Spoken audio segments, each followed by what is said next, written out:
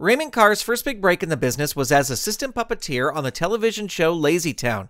Since then, he's puppeteered on Splash and Bubbles for the Jim Henson Company, the preschool show Moon and Me, and on the Walking with Dinosaurs Arena Spectacular Tour. I talked to Raymond about all this and more on this episode of Under the Puppet. You're listening to Saturday Morning Media. And now, back to our show. Welcome to the show that talks to puppeteers about the art and business of puppetry. My name is Grandpa Choco, and this is Under the Puppet.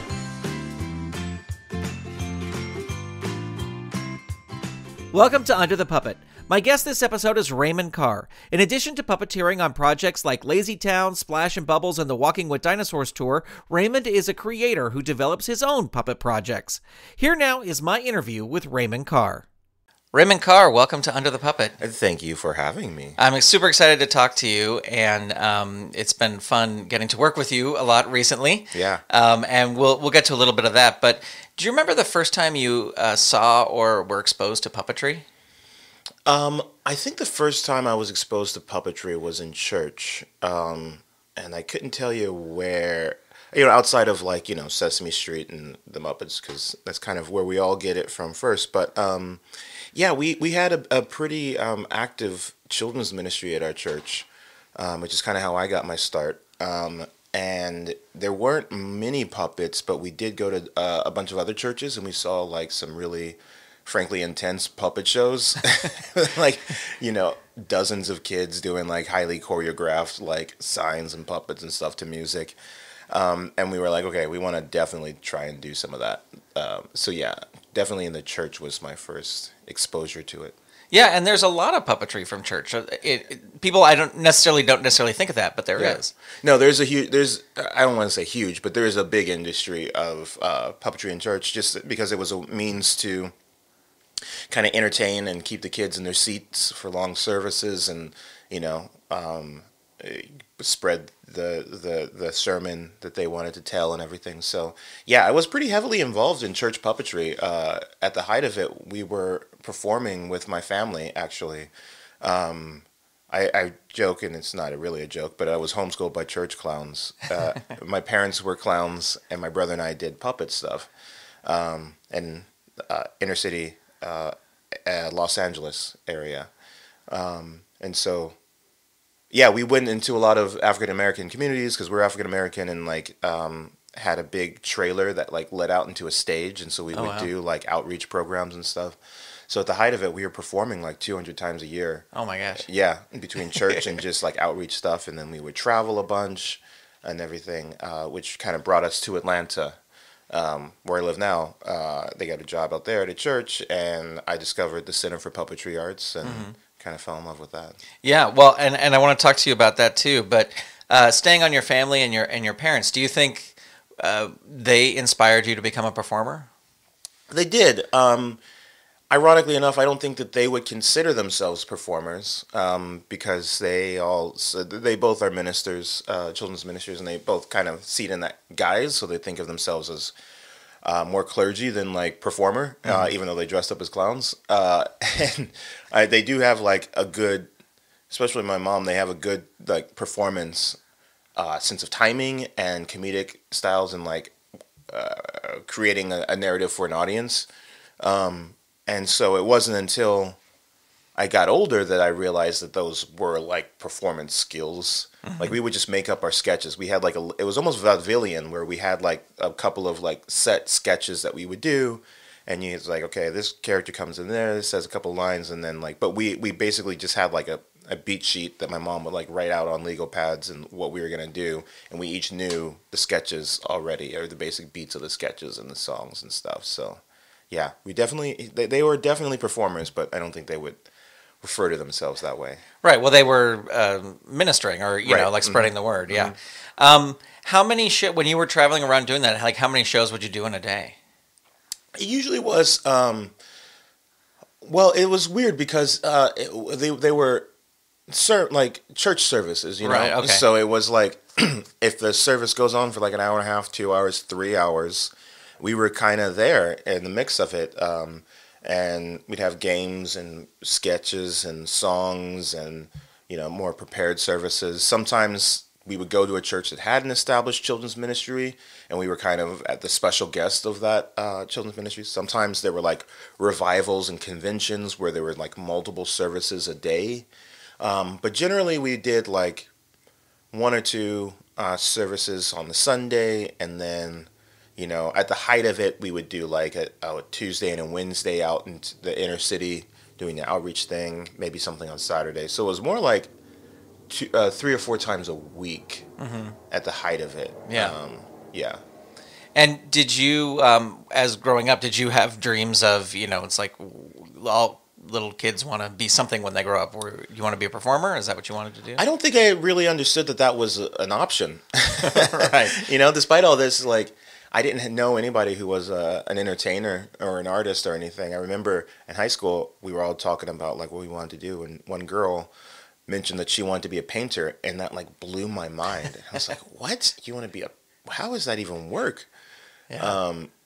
So it wasn't really until my college age or late high school, college age, where I discovered theater and professional theater people, and specifically the people at the Center for Puppetry Arts, and it started to make sense a little bit more. The thing that I loved and wanted to do was do creatures and monsters in movies. Like, even though I was pretty squeamish and kind of a chicken, I didn't really care for like horror movie monsters, but I just loved the idea of, these creatures that were real, being able to make them come alive, and just the mechanics of it. I think if I weren't a puppeteer and I were a little better at math, I'd be an engineer, just because I've always been fascinated by construction and the mechanics and just how the things work.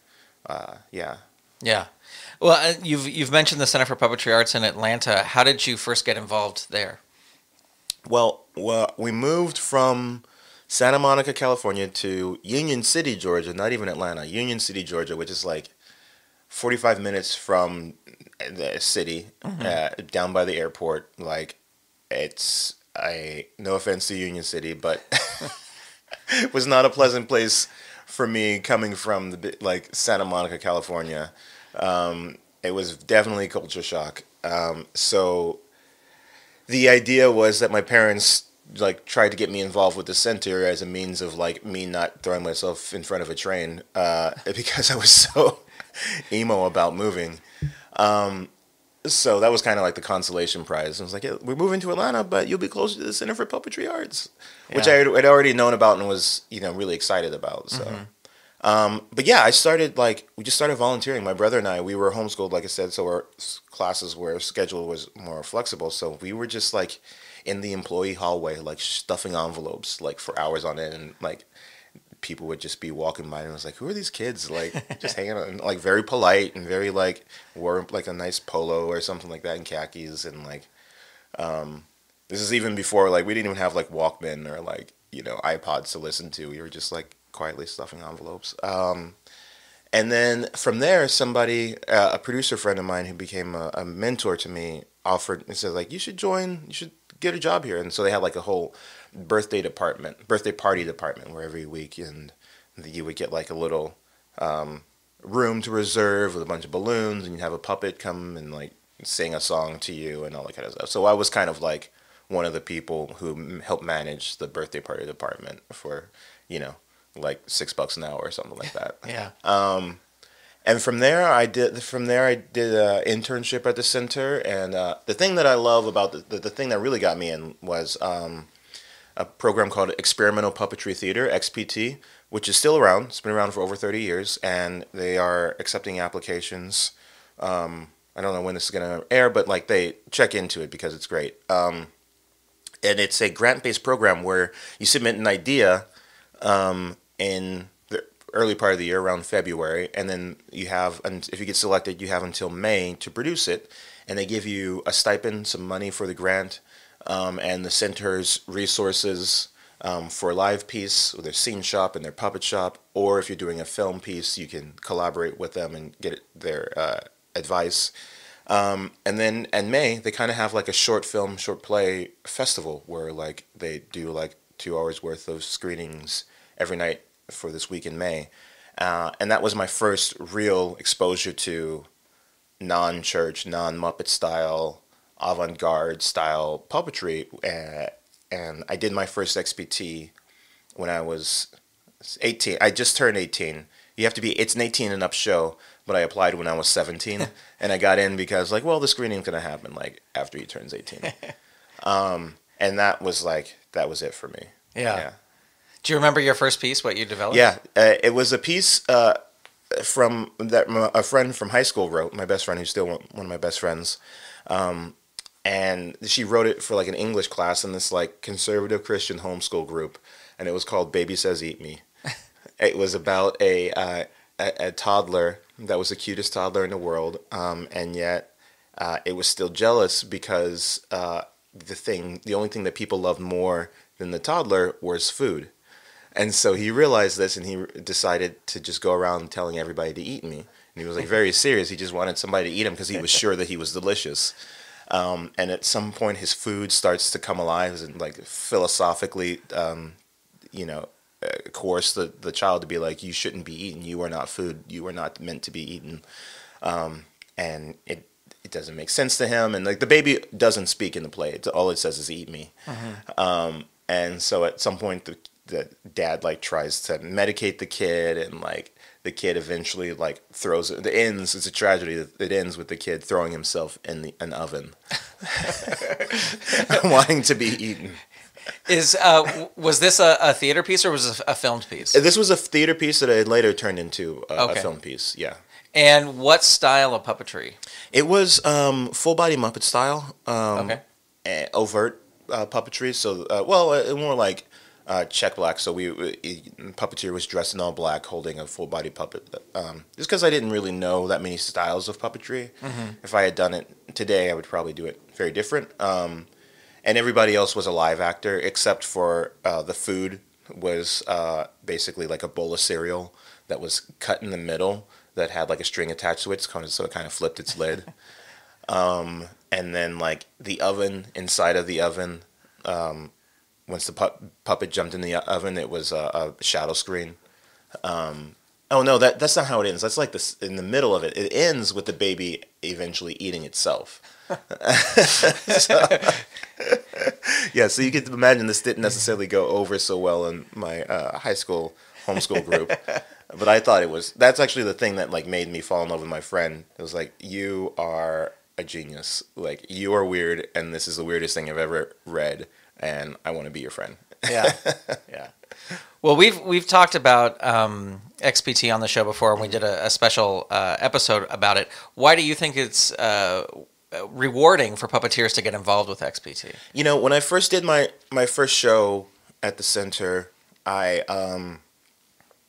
thought that, like, many times in my life, I was like, this is it. I've made it. You know, like, it's just gonna keep coming in, like, and then I didn't get cast in the next show, and, like, all this other stuff, and so I realized that, in addition to that I had a very specific sensibility and, like, the things that I liked, and not everybody has that sensibility, and so I wanted to see that stuff, and so I was like, well, if I want to see that stuff, the only way I can do it is to do it myself. So I think that for other puppeteers to, especially if you don't live in LA or New York or in Atlanta or just a place with a lot of puppetry activities, you're kind of left to your own devices, and so you're not gonna get much done if you just wait around for people to hand you stuff, or give you to cast you in things. You kind of have to, if you really want to try and do this thing, to do your own stuff. Mm-hmm. And that muscle of creativity and of self-motivation is something that you can flex and build. And I'm not going to say it gets easier, but it gets, you start to learn from your mistakes, and you start to be able to grow your art form, and not have to wait around for somebody to tell you what to do. Yeah. Well, and if people want to find out more about the XPT, I'll have links in the show notes, and a link to that episode where we focused on it. But I read that it was through XPT that you kind of got your first gig working on Lazytown. Is that correct? Yeah, it's more so through the center specifically. Okay. XPT, The producer who got me, who like really promoted me and helped me a lot through the center is a guy named Bobby Box.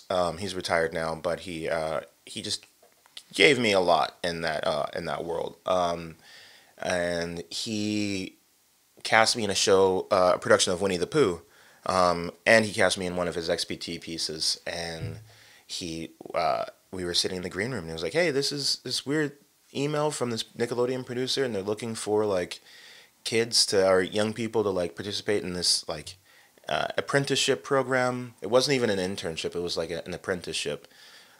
So I put together a VHS of my work, of like the stuff I did this center, and like a couple of music videos we had made ourselves, and like church puppet stuff.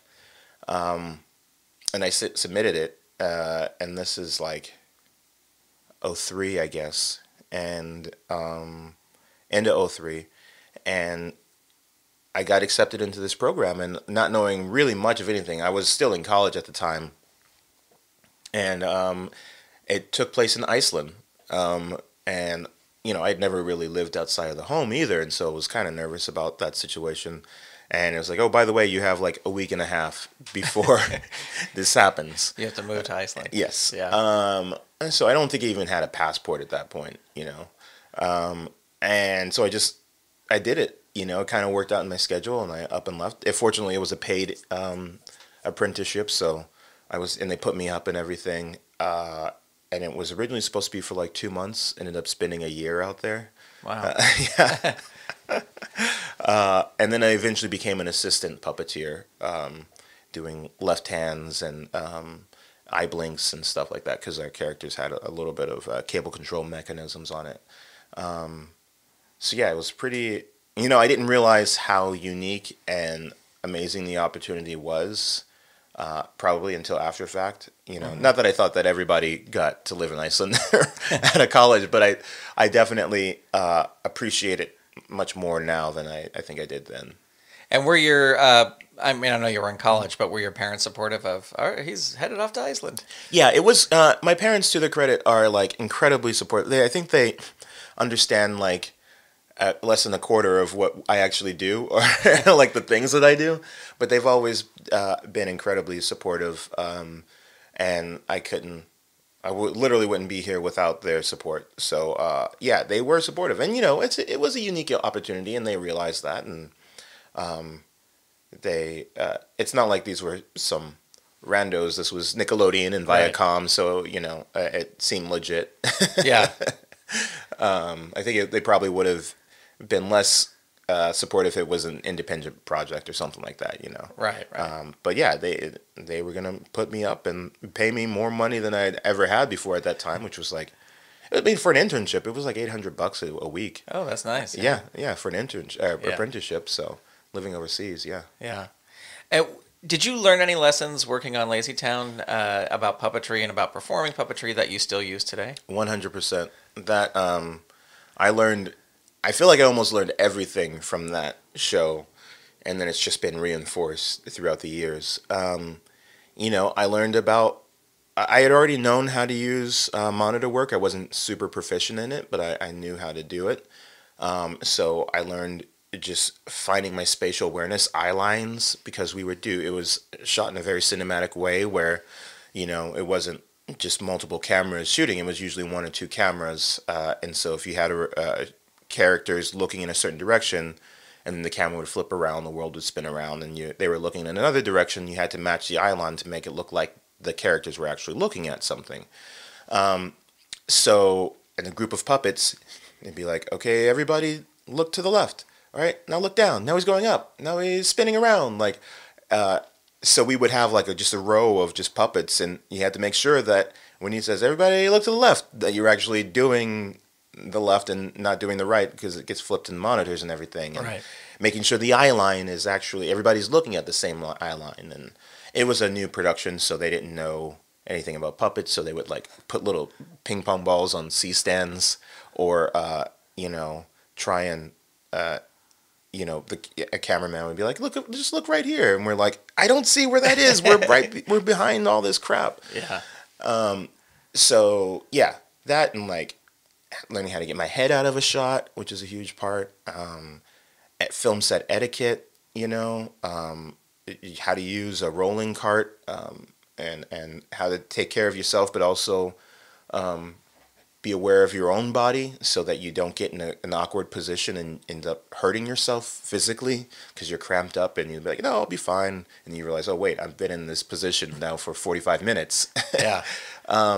So, yeah. And to Ron Binion, who was the puppet captain on that, who's been on everything from Crank Anchors to Bear in the Big Blue House and a bunch of other things, he really was incredibly gracious with his time and effort. And Kirk Thatcher directed our pilot, and Amanda Maddock, Heather Ash, a lot of really fabulous puppeteers were on that. Yeah.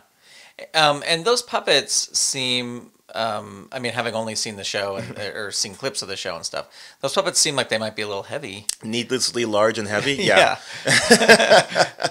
Yes, 100%. And you can look, there's a lot of behind the scenes photos now online that you can just Google and watch us perform it. But yeah, the pant tube, or where the bottom of the puppet would come down to our shoulder, essentially. Wow. So it would you would have to literally bang your head into your ear into your shoulder, like cranking your neck as far as you can, just to get the full body of the puppet. Yeah, it was not easy. And they were also very heavy. They were child size. I remember Noel McNeil came in and do a guest spot with one of the characters that we had been performing, and he pulled his hand out of the puppet after this music video, and his knuckles were ripped. The skin was ripped. Oh, and he just came over to me and Ron Binion and gave us a big hug, and it was I don't know how you guys are doing this. So yeah, and they had mechanisms inside of their head. Yeah. And they were all foam latex, which is heavier. So yeah, they were not light puppets. Yeah. Yeah.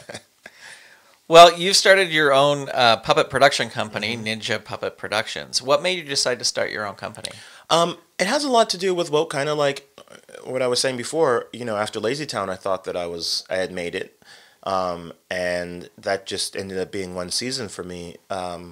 Partially because my hands, just the layout of puppeteers, they were all human size puppets. If you have a live hand performer, or child size, I should say, if you have a live hand performer, and their hands are too big, it just looks weird on a child size performer. And so they ended up getting some more assistant puppeteers that were women and smaller hands and things like that, which makes sense for whatever. But I thought that was going to be an ongoing situation, going back and forth to Lazytown.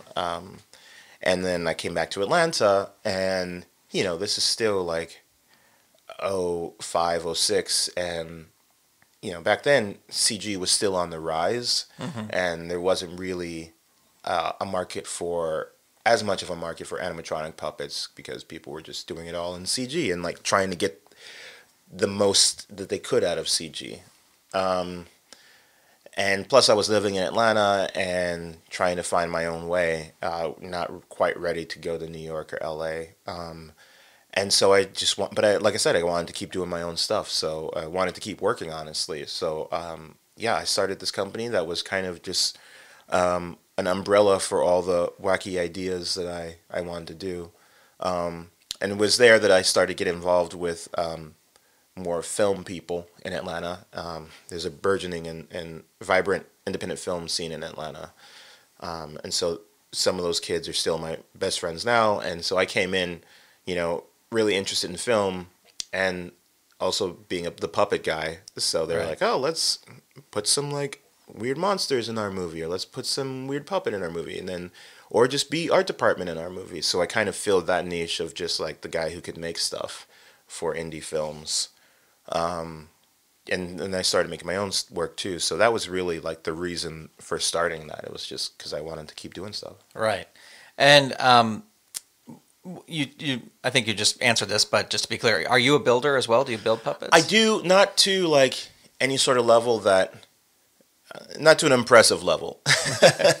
When my company does take building jobs, but I've been blessed to have a group of artists that I work with regularly that are much more talented than me, and I kind of work as a manager. And the good thing about my skill set is that because I've worked in the film industry so long, and theater, I have an overall a knowledge of what will work and what won't work. So it's not just about building a puppet that looks good. It's about like building something that functions and that functions well on camera, and being a liaison for the producer to like really understand what they're trying to get out of the scene.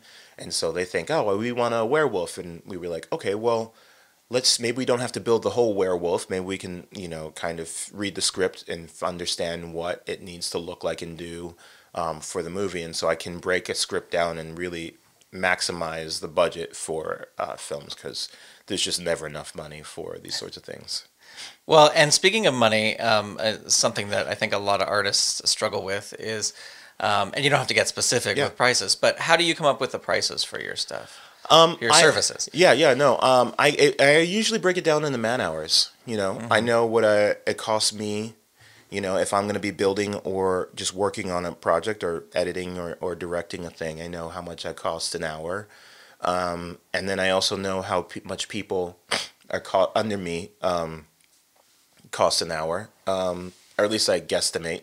And then I try and figure out how long is this thing going to take me to build. And then, just do the simple math on that. And, then there's materials, but generally materials are far less the cost. It's usually the man hours that are the real cost for the situation. So, and then I go from there, and then I'll be like, okay, well, that's an astronomical number. What's the baseline? What can I take?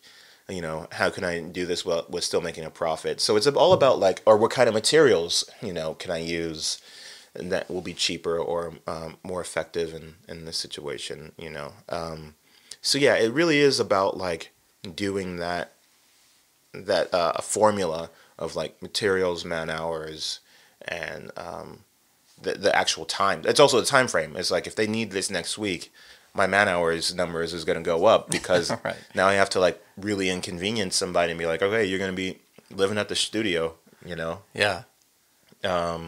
So that's generally how it works out.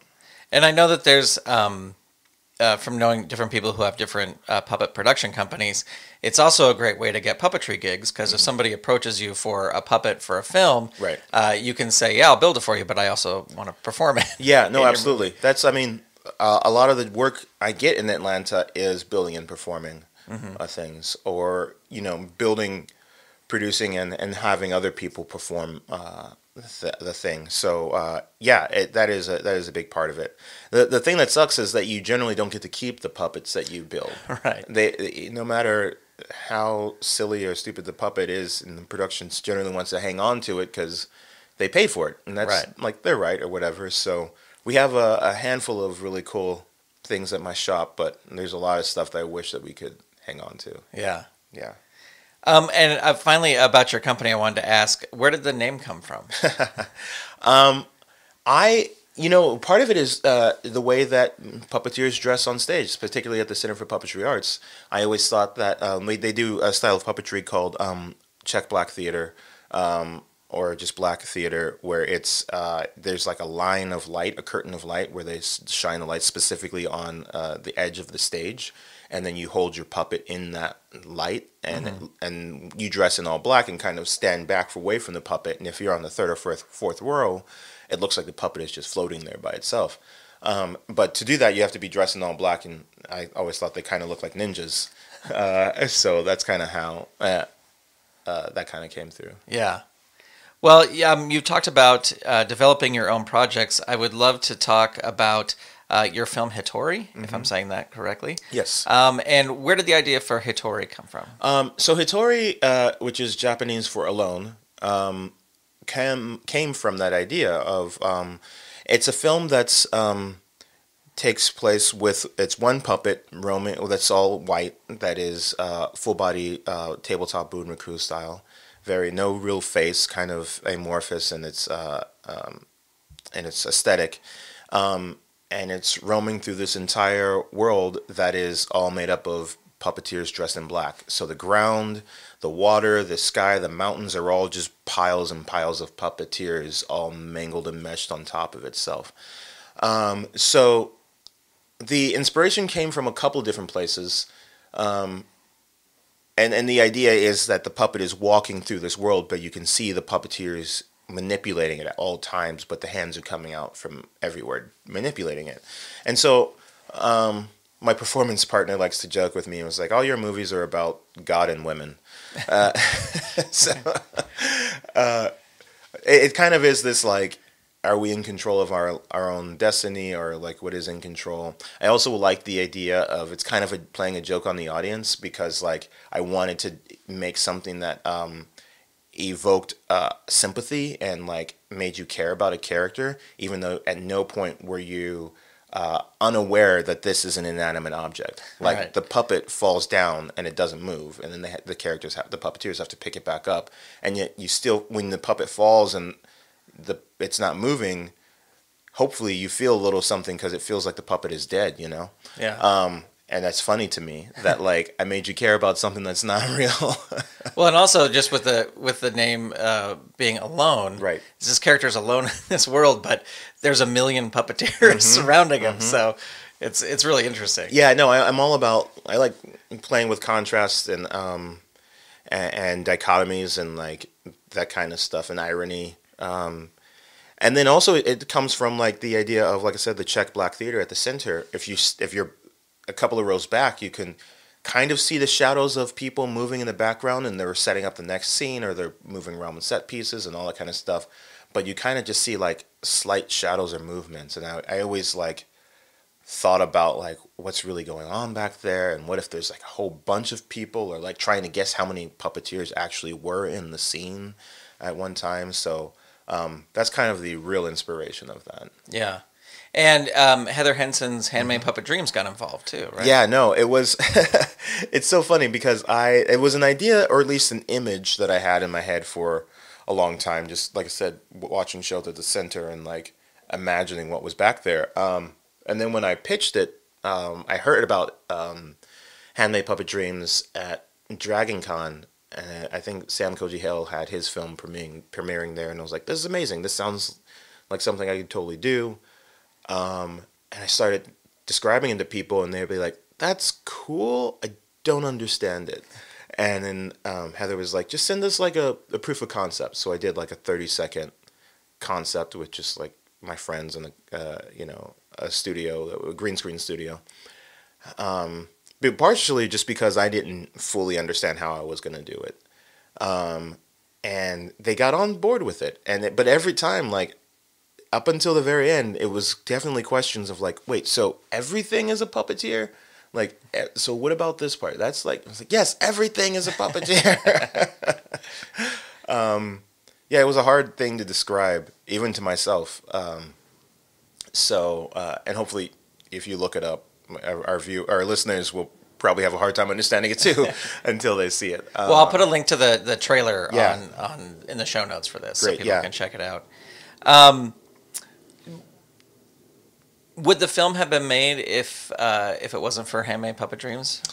That's a good question. I like to think that it would, but it wouldn't have been the scale. Right. It certainly would not have been the scale of it. And it certainly would have taken me a lot longer to do. The Handmade Puppet Dreams, which, I mean, I'm sure you've talked about before, but I highly recommend anybody who's trying to do their own thing to reach out to them and try and see what's going on, because they gave a very generous grant for our project, and they were pretty much hands off. Like, there wasn't any sort of like, they gave me a deadline. I think we went past the deadline and they were still cool with it. Like, Yeah. They gave me money up front and then money on completion, and that was pretty much it.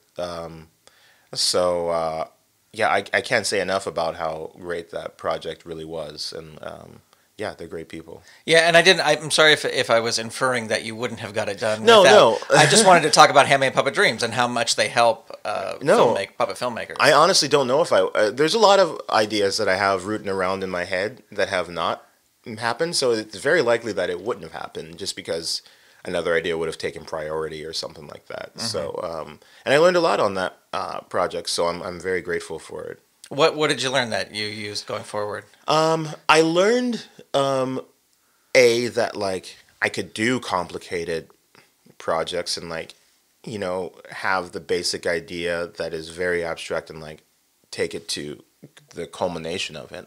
I learned like some real practical stuff and like visual effects too, because I knew that if I'm going to make this happen, I'm going to have to do it myself, because like it was a generous grant, but I knew that it wasn't enough to pay a visual effects artist, to work for months duplicating these, puppeteers over and over again. We had 6 puppeteers in it. Wow. And we duplicated them thousands and thousands of times. And so like nobody's gonna, and also just like recreating, like figuring out what the backgrounds were gonna be, because sometimes they're forming mountains and sometimes they're forming, rivers and valleys, and like you got to make the focus a certain distance, and then like add a little smoke or atmosphere just so it doesn't look like a black mesh.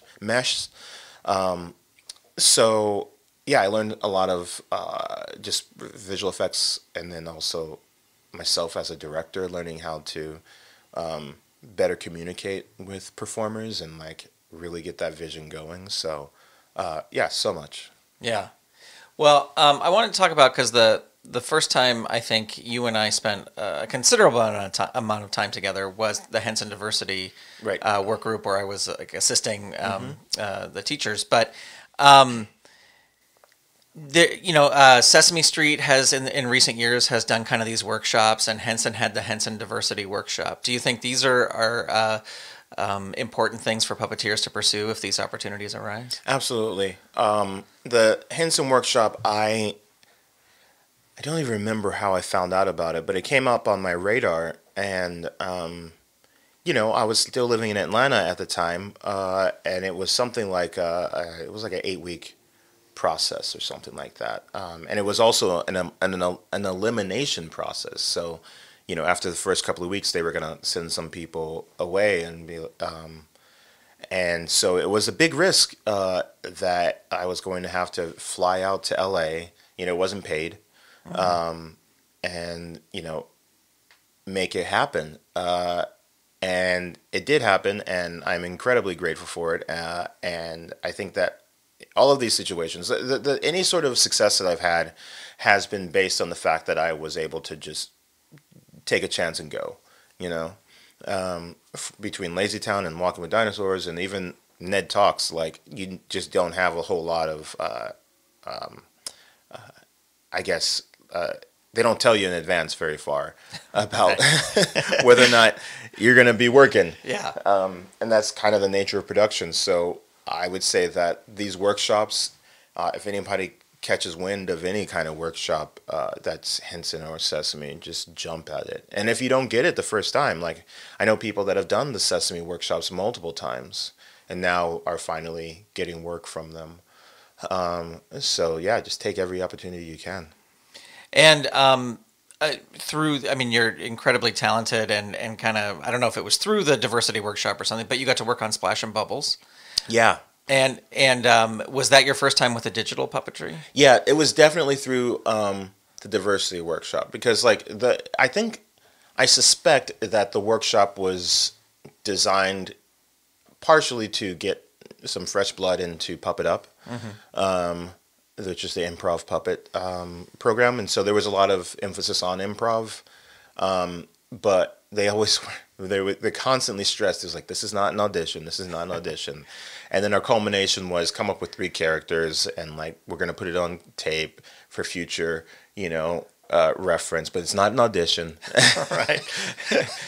But we're gonna evaluate it and possibly cast you in something based on it, but it's not an audition. And they say that, but in your head you're like, it's an audition. It totally was an audition. Yeah. So yeah, I mean, the voice that I used for Dunk, which was the character I played on Splash and Bubbles, was a voice that I developed in the workshops. A version of the voice that I developed anyway. So yeah, I got that, and I didn't think I was going to be cast in it by any means. But I did a Skype audition, and a couple weeks later, I got the call that I was going to be working on Splash and Bubbles. And yeah, I did not have any experience in digital puppetry. I had experience in animatronics, and so that helped. And also just, vaguely computer savvy. So, and also I play video games. So all that stuff helped. But I am incredibly grateful because I was also working with Leslie Carrera-Rudolph and John Tartaglia and Amy Garcia. And I was a new kid on the block. And I think that if it had been traditional Muppet-style puppetry, I would have had a much harder time because those puppeteers were so, staunch, especially like Leslie and Johnny. Those guys are, have been doing it forever. So to jump into like a professional Henson Muppet-style thing, I would definitely, my skill set would have definitely shown, or my lack of skill set would have definitely shown. But the fact that we were doing digital puppetry, it kind of leveled the playing field a little bit.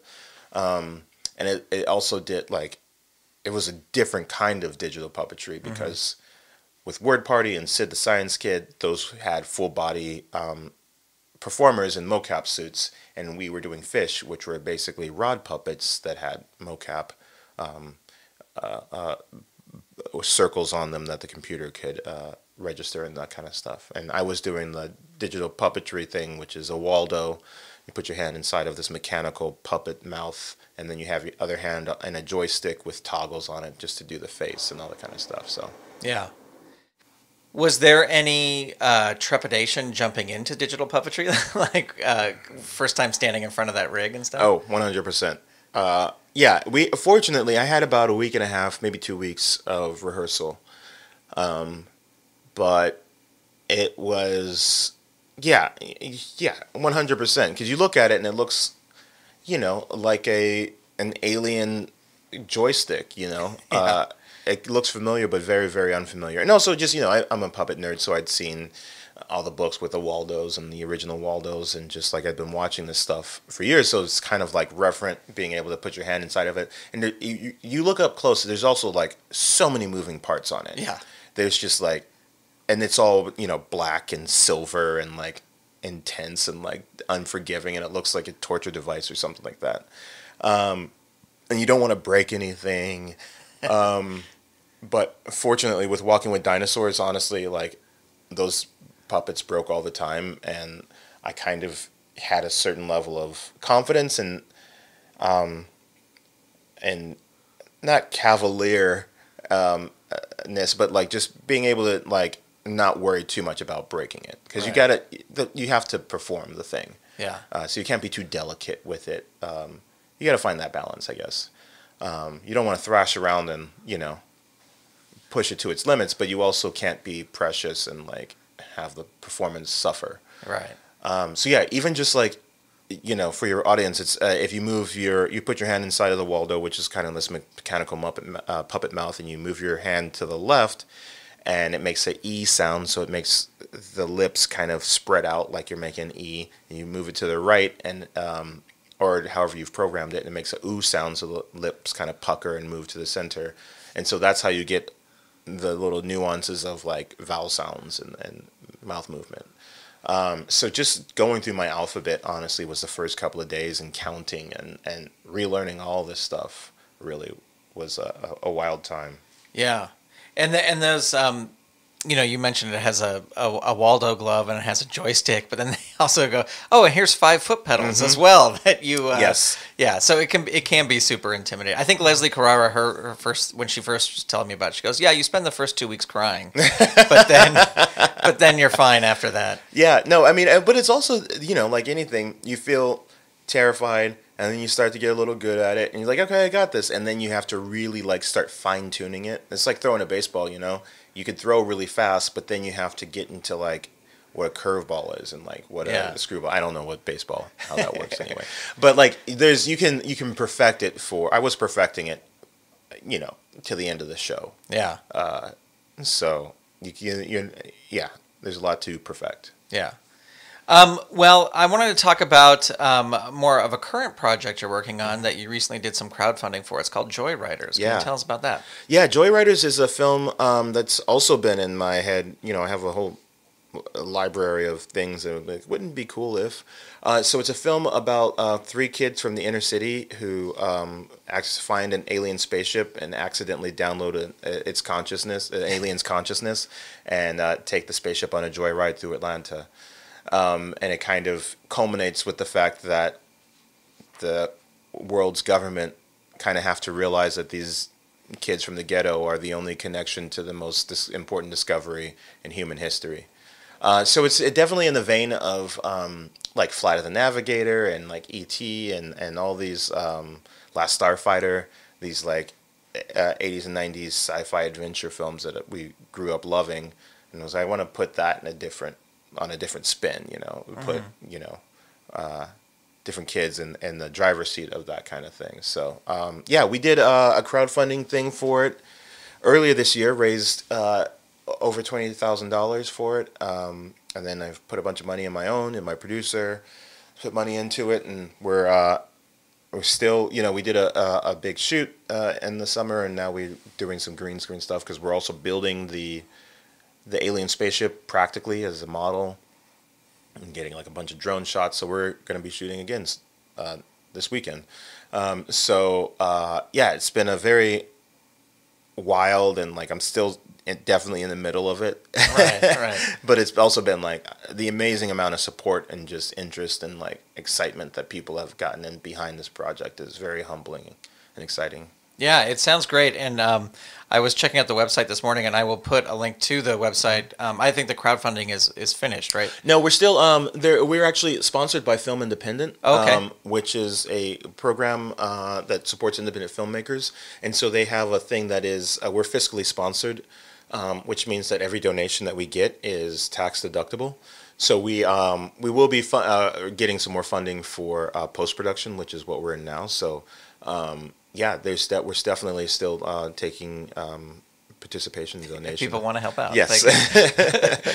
100%. Yeah. Well, you mentioned Puppet Up earlier, and I've been very lucky to share the stage with you a couple times in Puppet Up. Do you enjoy performing in Puppet Up? I love performing in Puppet Up. I'm an improviser. My brother is the artistic director of Atlanta's largest largest improv theater, and I've done puppet improv before I even started Puppet Up, and I honestly am a much better improviser with a puppet than I am with me. I love doing it. I usually go through phases of like, you're doing Puppet Up, that's great, I'm excited, and then like before I'm like, I'm so nervous about this, and because honestly, the only thing I get really nervous about is the choreography, because there's this there's an opening number and a closing number and a couple of other choreographed things, and those I'm not great with choreography, and those things I've done it a couple times now, but I'm always in a different role, and I always like just have a couple of hours to figure it all out. And the first run, I'm stepping on everybody's feet and like coming up late. So once we get past the opening number, I really enjoy Puppet Up. Yeah. Do you have a preference between doing improv or scripted work? I prefer improv. Mm-hmm. On Splash and Bubbles, we were doing an episode a day, 15-page episode, and that was just, where there's a lot of words on Ned Talks, but this was just like so much talking, and on the weekends I would just not talk to anybody because I was just so exhausted. My brain was so fried of just like speaking. But I prefer improv to a certain extent. It's nice to have like a little bit of guidelines and like a little bit of constraint. But I definitely love improv. Yeah. Well, you've mentioned Ned Talks, or Earth to Ned, as I think it'll be called when it's on. It's been called. They changed the name because it was and we can't say too much about it because as we're recording this, we're currently working on it. Right. But and you kind of brought this up a little bit before, but in the shooting of that show, puppeteers get shifted around to different parts, and I have filled in for a couple times for the main part, or one of the main parts that you're working on. Right. And it is probably the most physically demanding puppetry I have ever done. Wow. Okay. Because thinking of the other stuff I've done, I've guess I've been lucky. How do you make sure that you do not go home injured or hurt doing that? Yeah, it's very important. Part of it is to make sure that you're as comfortable as possible and when you're performing.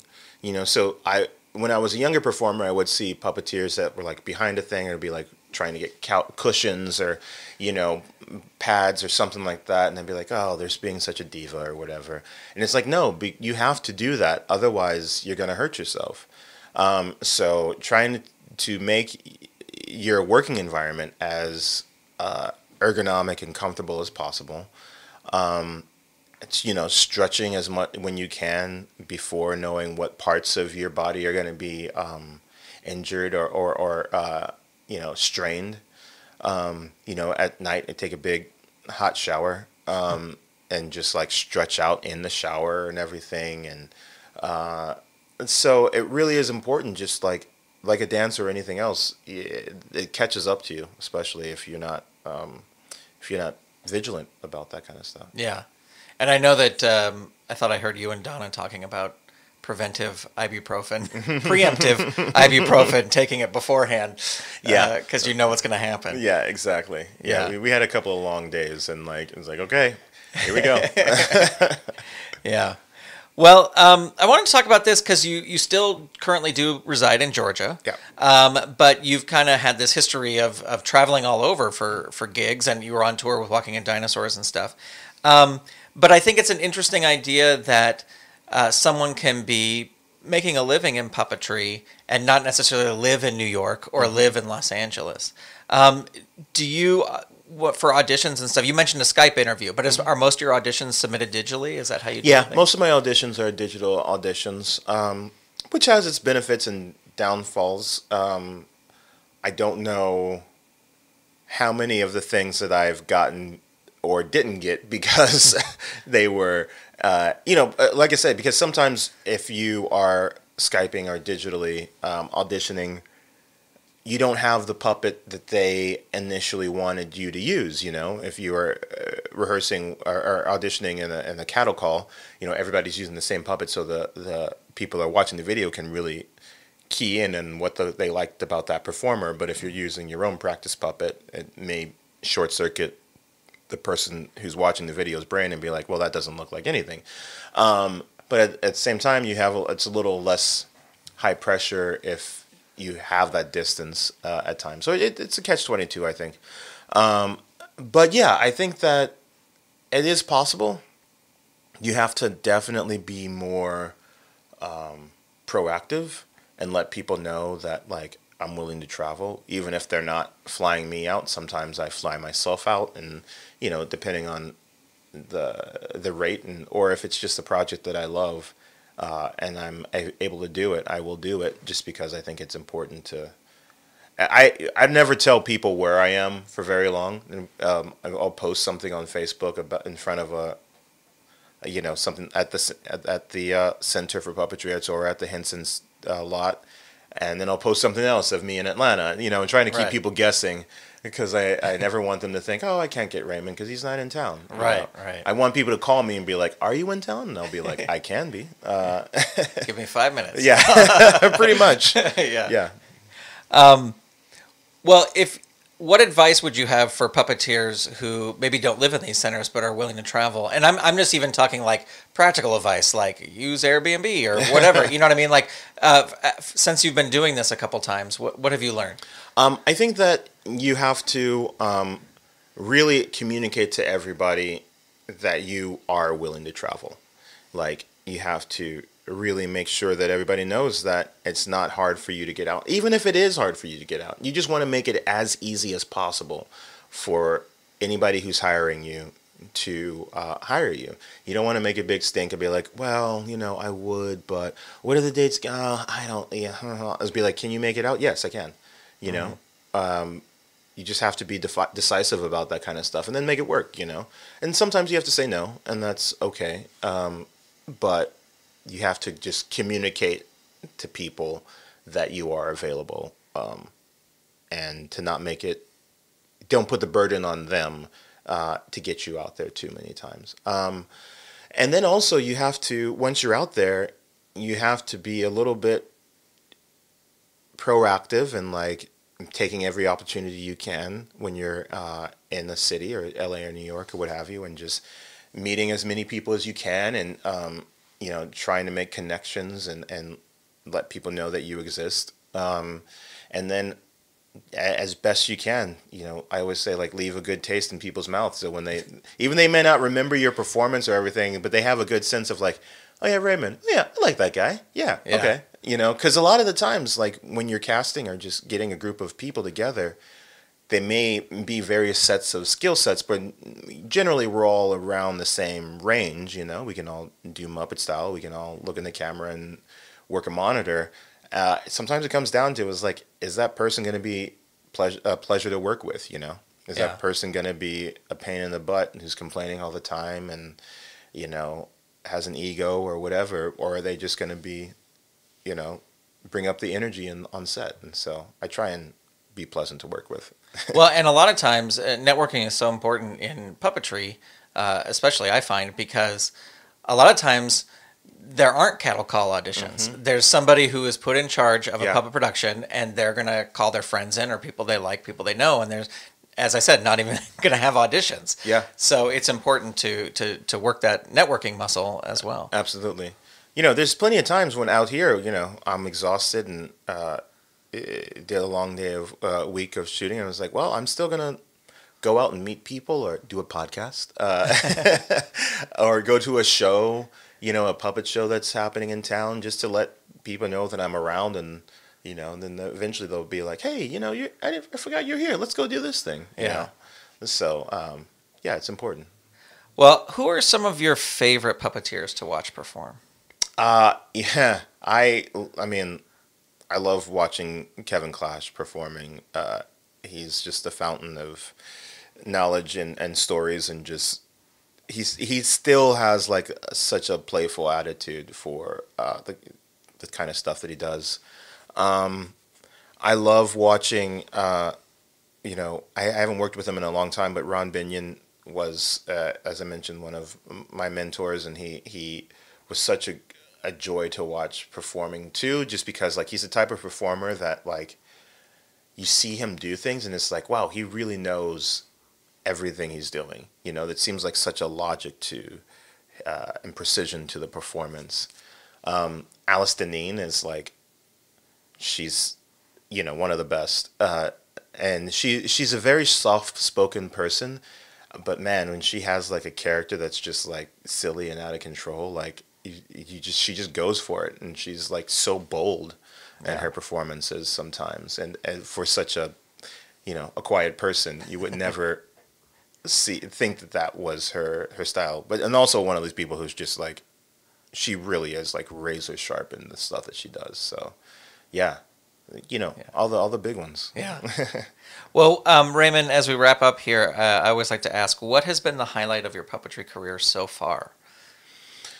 Oh man, there's been a couple of highlights, but I think getting to Splash and Bubbles was extra special for me because it was just working on the lot. The first time, I guess one of the highlights was every first time I've had on the Henson lot, just walking in, and like whether it was the first time I auditioned there or the first time that I got to be a part of the workshop or the first time that I got to be cast in as a character. Like, that place is just so freaking magical every time you walk in there, especially when you're like meant to be there, Mm-hmm.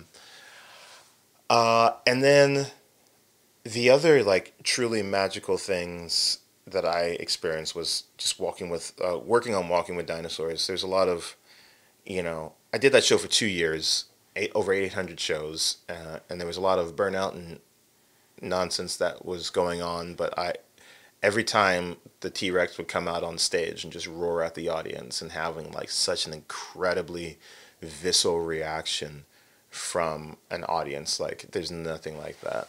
Yeah. So, yeah. Yeah.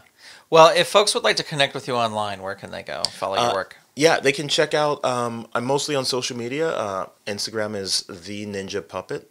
and also Ninja Puppet Productions on Facebook. Joyriders movie is where you can find out more about the film, and ninjapuppetproductions.com. All right. Well, Raymond, I really appreciate you taking the time to talk to me today. Absolutely. Thank you so much for having me. Thank you. Many thanks to Raymond Carr for the interview. Quick note here, Raymond Carr mentioned Bobby Box as someone who really encouraged him in his early career. Bobby Box passed away suddenly toward the end of January 2020 before this episode was released. Since then, there has been a tremendous outpouring of love for Bobby and his work from those who were fortunate enough to work with him. My very best to Bobby's family and friends on their loss, and a big thank you to Raymond for showing us how important a person Bobby was. For more information about Raymond's projects, as well as links to some of the things we talked about, check out the show notes for this episode number 37, over at underthepuppet.com. Well, now it's time to announce the winner of episode 36's giveaway, which is a $50 gift card to puppetpelts.com. If you need supplies to build your next puppet, check out puppetpelts.com, your one-stop shop for fleece, fur, and much more. It's all at puppetpelts.com. Okay, the question was, where was Marty Krofft when Walt Disney gave him some business advice? The answer? The Polo Lounge in Beverly Hills. And the winner is Garbage Pail Flicks. Congratulations, your $50 gift card to puppetpelts.com is on the way. And a big thank you again to puppetpelts.com for supplying the prize for this episode. Well, now it's time for this episode's giveaway, and it is for a brand new Jim Henson Company hoodie. These hoodies are only available for sale on the Jim Henson Company lot in Hollywood, and one of them can be yours if you can answer this question from this episode. What did Raymond Carr's performance partner jokingly say all his movies are about? When you find the answer, send it in an email along with your hoodie size to underthepuppet@gmail.com with the subject line giveaway, and you'll be entered to win. All entries for this giveaway must be received by February 15th, 2020. The winner will be chosen at random from all correct entries and will be announced on the next episode of the show. Good luck! Well, that's going to do it for this episode of Under the Puppet. I welcome your feedback via email at underthepuppet@gmail.com or via Twitter, where the show is at username underthepuppet. You can also follow the show on Instagram at Under the Puppet or Facebook, where you can find us by searching Under the Puppet. I want to hear your suggestions for questions I should be asking and for future guests. Let me know who I should be talking to. Thank you so much for listening. I will talk to you next time right here on Under the Puppet. This episode of Under the Puppet featured music by Dan Ring and was edited by Steven Staver. Under the Puppet is a production of Saturday Morning Media and made possible by the Saturday Morning Media Patreon patrons who've gone to patreon.com/Saturday Morning Media and set up a monthly pledge for as little as $1 a month.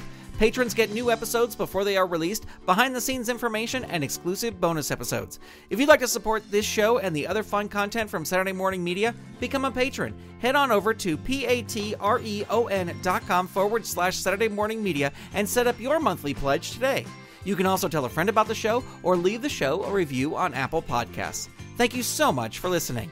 Under the Puppet is copyright 2020 Saturday Morning Media, Grant Bachogo executive producer, all rights reserved. www.saturdaymorningmedia.com. The new Under the Puppet app is here for iOS and Android, and it is absolutely free. Download it today to get all the episodes of Under the Puppet in one place. Plus, you'll hear new episodes before their release, get exclusive bonus episodes, and more. Just search for Under the Puppet in the Apple App Store for iOS or on Google Play. You can also visit SaturdayMorningMedia.com/apps for direct links. The free Under the Puppet app for iOS and Android. Download it today.